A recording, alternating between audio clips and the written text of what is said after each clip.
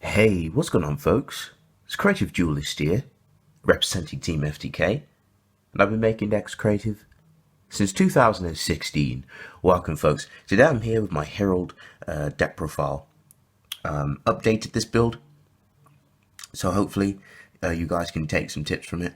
Before I get started, please check out the links in the description. We have a Facebook page. Please check out the Facebook page if you folks would like to join our Facebook group. More than welcome to.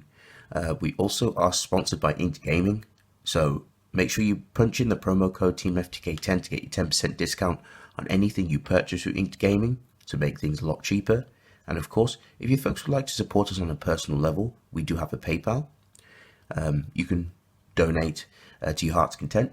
It's all optional, and it all goes back into the channel. Excuse me. Got a bit of a sore throat today. But it all goes back into the channel, all goes back into our content, goes back into purchasing new cards, and so on and so forth. So let's begin. Today I have Herald's updated this build. There's some things I want to improve, so if you folks have any suggestions, please leave in the comment section. So let's begin. So let's start with the monster lineup first. I've got the triple Herald of Perfection. I'm sorry guys, I had to swag out, I had to get the ghost rares. They're so freaking beautiful, aren't they? I got rid of the boring, shoddy premium golds. They're garbage, man. I had to get these. So triple Herald of Perfection, pretty standard.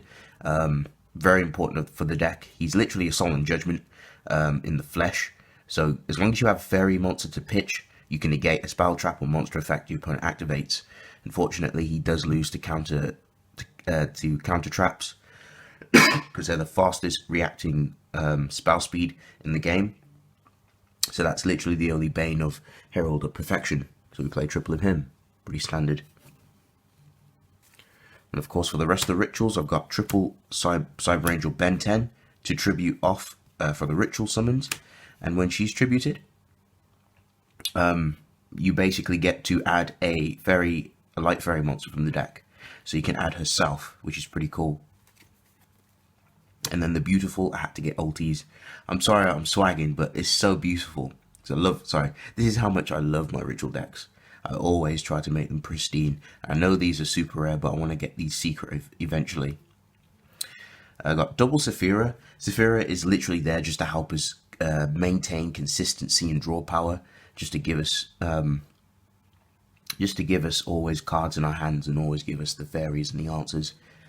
Really good to open up. And that's going to run up the ritual lineup. So for the other lineup, I do play a Star Seraph engine.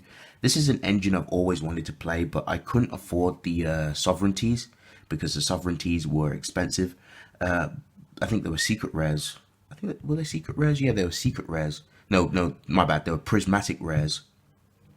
And they were very, very expensive at the time, so I couldn't afford them. The sticks were cheap, but we played the triple chairs now that they got reprinted, and I just love the accessibility and the draw power you get from them.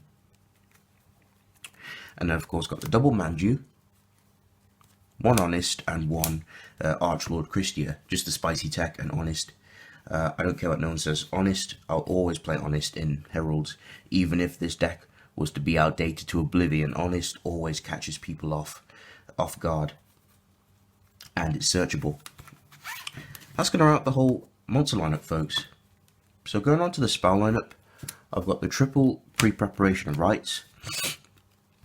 We have prep targets, so we can search for our Herald or search for our Saphira, given the certain circumstances and what we've got in our hand. Triple preparation of rites, standard. Triple Ritual Sanctuary, standard. Another way to tutor out monsters in the grave. We can rack up spells very quickly in the grave, believe it or not, so we can always just keep recycling our deck infinitely and searching for our light ritual monsters. Triple Dawn, standard, helps you bring out Herald, and also when you tribute summon Herald of Perfection, you can banish Dawn from your graveyard and add back the target you used to summon So you can target one of those monsters that you used for Herald of Perfection summon and return it back to your hand. So of course it works hand in hand with Ben 10, because then you can just chain the effects, search, and then banish it and get back Ben 10. So U plus, and it ensures you have fairies in hand to negate your opponent's activation of cards and such. Then we got double Herald just to help us bring out our Saphira, and I like the protection effect as well. So you can just banish it if they was to destroy your Herald of Perfection by card effect or battle or Saphira. Spicy tech, double Celestial Observatory. This card is beautiful. Basically, you get to place a level 6 monster from your hand or face upon the field at the bottom of your deck and draw 2 cards.